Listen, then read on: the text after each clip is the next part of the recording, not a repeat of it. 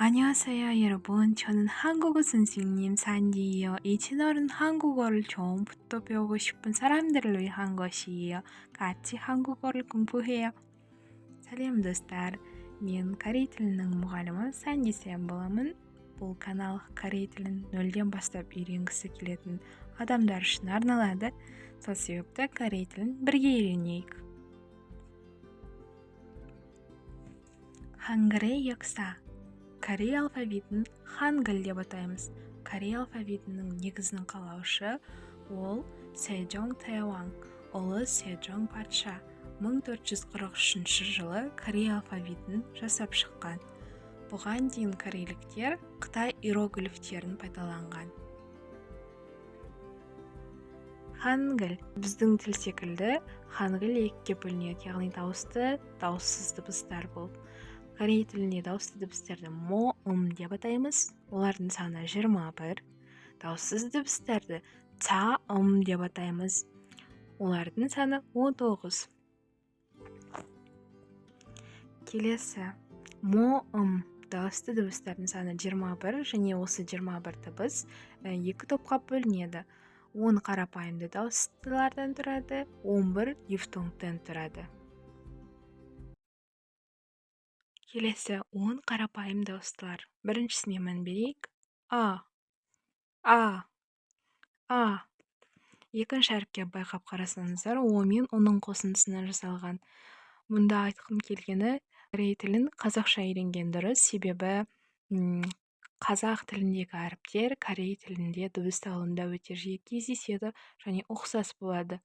Орыс тілінде үйренсеңіздер корей тілін, мысалға орыстарда о әрпі жоқ, деген секілді әріптер болмағандықтан, ол жерлерді мысалға сіз дұрыс түсінбеуіңіз мүмкін, әлде дұрыс үйрене алмауыңыз мүмкін.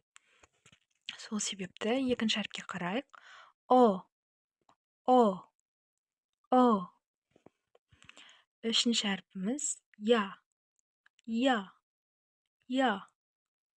Төртіншісі йо. Бесіншісі и. Алтыншысы о. Жетіншісі у. Сегізіншісі йо.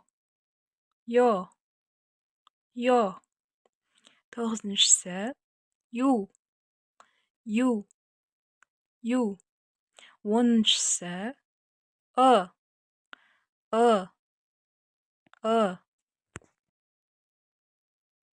Келесі бізде 11 дифтонгтар. Яғни 11 дифтонг бар корей тілінде. Дифтонг дегеніміз жалпы бұл екі әріптің қосылуы арқылы бір дыбысты беруді дифтонг деп атаймыз. Мұнда біріншісіне мән беріп қарасақ, а мен идің қосындысынан жасалған әріп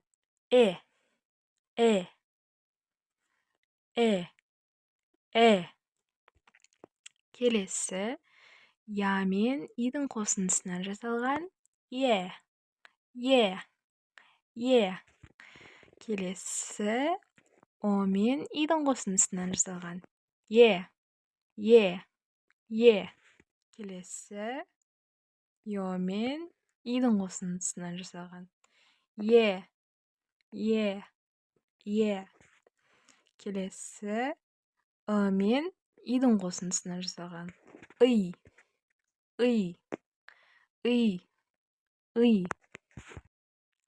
О мен аның қосындысынан жасалған уа.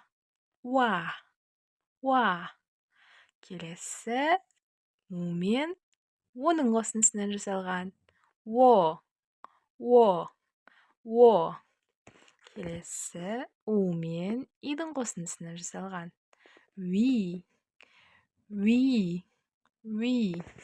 Келесі бізде о мен идің қосындысынан ве.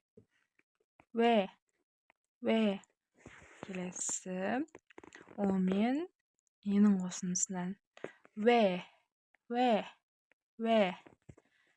Сосын келесі у мен е-нің қосындысынан ве.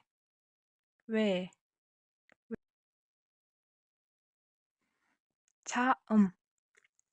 Дауыссыз дыбыстардың саны 19. Чаым. Қазақ тіліндегідей дауыссыз дыбыстар 3 топқа бөлінеді. Қазақ тілінде мысалға ұяң, қатаң, үнді болып бөлінуші еді ғой. Сол сияқты корей тілінде де 3 топқа бөлінеді. Бірінші топ қарапайым дауыссыздар, олардың саны 10. Сосын екінші топ ол деммен айтылатын, х әрпі қосылатын дыбыстар. Олардың саны 4. Екі еселенген дауыссыздар, олардың саны 5. Енді әрқайсына жеке-жеке тоқталып шықсақ, ағылшын тілінде бар ғой, W, X, Y, Z деп айтамыз ғой. Солар секілді корей тілінде де дыбыстардың атауы бар, дауыссыз дыбыстардың. Бірінші әріпке қараймыз. К. Бұл киок. К, Г. Ол сөйлемнің басында, ортасында келгеніне байланысты кей кезде К, кей кезде Г болып оқылады. Оны алдағы сабақтарда үйренетін боламыз. Келесі әріп, екінші әріпке қараймыз. Ол ниын. Н. Үшінші әрпіміз тигіт. Кейде Т болып оқылады, кейде Д болып оқылады. Келесі рил. Р, Л болып оқылады. Келесі бізде миым. М.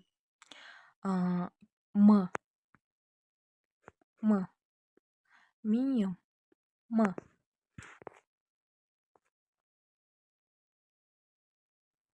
Пиып.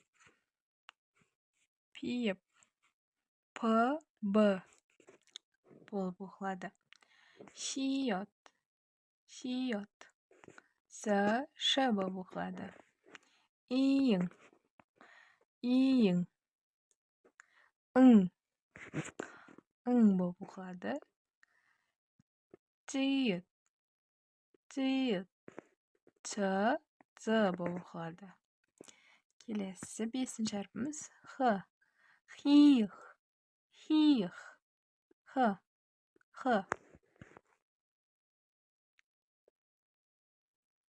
Келесі бізде 4 деммен айтылатын дыбыстар. Бұл Х қосылып айтылады. Яғни бірінші әріпке қараймыз. Киік.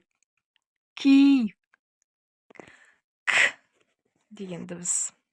Келесі тиыт деген. Тиыт. Кішкене Х қосылып айтылады. Келесі циыт. Келесі пиып. Яғни п мен секілді айтылады. Мысалы, бұны айтқан кезде, мысалы, чадоңча. Көрдіңіз ба? Чадоңча деген кезде ең соңғы буын, яғни ц, а айтылған кезде ца кішкене х естіледі. Келесі бізде 5 қосарлы дауыссыздар. Онда бірінші әріпке назар аударсақ, бұл саңпиып. Яғни бұл жерде п жай п емес. Жаңа пиып деттік қой, ол жерде бірақ п болған. Ол кезде п, жай п. Ал мына жерде кәдімгідей қатты оқисыз. П. Екіншісіне саңчиыт. Ц.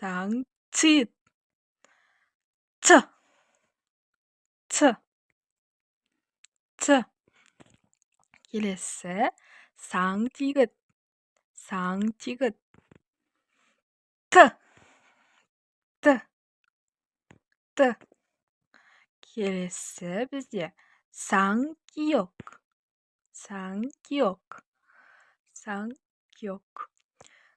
К. К. К.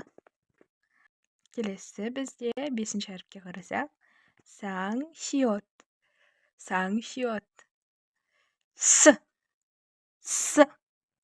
деп оқылады. Яғни бұл жерде бұл әріптер жай ғана емес, қосарланған болғандықтан қатты дыханиемен, қатты дауыспен оқу керек. 여러분, 천천히 해도 괜찮아요. 계속 하면 잘할 수 있어요. 포기하지 마세요, 여러분. ештеңе етпейді. Егер сіз ақырындап үйреніп жатсаңыз, ары қарай жалғастыра берсеңіз, бәрібір де сіздердің қолдарыңыздан келеді. Сол себепті ешқашан берілмеңіздер. 댓글로 여러분의 이름을 한글로 써보세요. комментарийге өз аттарыңызды корей тілінде жазып қалдырсаңыздар. Бүгінгі видео сіздерге қызықты болса, каналға тіркеліп кетулеріңізді сұраймын.